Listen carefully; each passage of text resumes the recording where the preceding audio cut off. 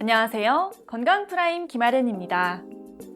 갑자기 생리통이 심해졌거나 생리량이 과다해져서 고민하신 적 있으신가요? 그렇다면 자궁벽이 두꺼워지는 자궁선근증을 의심해 볼 수 있는데요. 이는 임신 과정에 안 좋은 영향을 줄 수 있고 임신 유지나 출산에도 부정적으로 작용할 수 있기 때문에 임신을 계획한다면 반드시 주의해야 합니다. 오늘은 자궁 건강의 이상 신호인 자궁선근증에 대해 알아보겠습니다. 자궁선근증이란 자궁 내막 조직이 자궁 근육층 내에 존재하는 질환을 말합니다.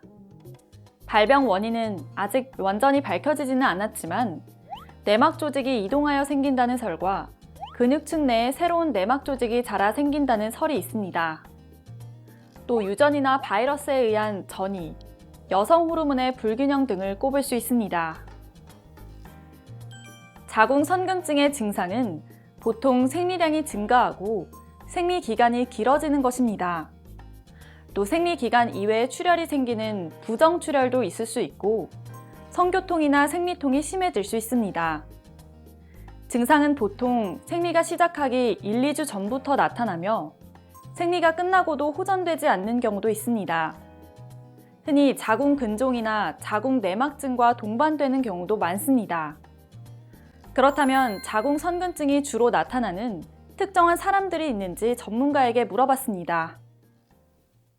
보통에는 호발하는 연령대는 40세 정도, 평균적으로 40세 정도로 이제 추정이 되고 있고, 많이 생기는 분들은 초경을 이르게 했거나 생리 주기가 짧거나 아니면 이제 아기를 많이 낳으신 분들, 상과력이 증가할수록 증가하게 됩니다.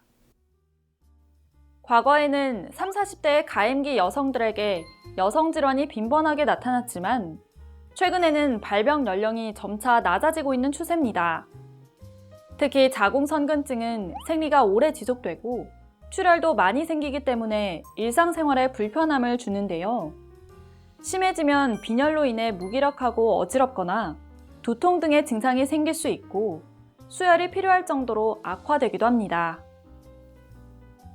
이제 자궁선근증에 관련된 몇 가지 궁금증들을 살펴보겠습니다. 첫째, 자궁선근증의 진단법은 무엇인가요? 정확한 진단은 수술 후 조직검사를 통해 이루어집니다. 하지만 모든 경우에 수술을 할 수 없기 때문에 임상적으로 증상을 살펴보고 우선 1차적으로 의심을 하게 됩니다. MRI나 초음파도 도움이 되긴 하지만 확진을 할 수는 없습니다.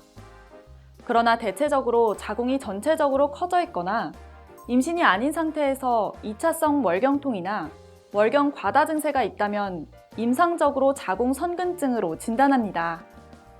둘째, 자궁선근증이 불임을 유발할 수도 있나요?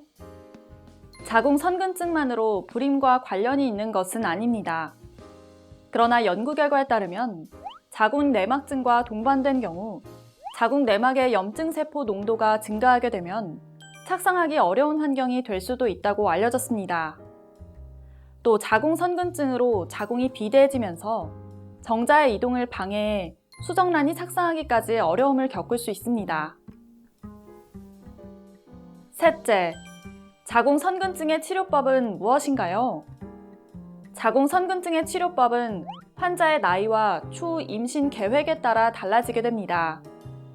완전히 증상을 없애기 위해서는 자궁 적출술을 시행하기도 하지만 일단 덜 침습적인 방법을 시행합니다.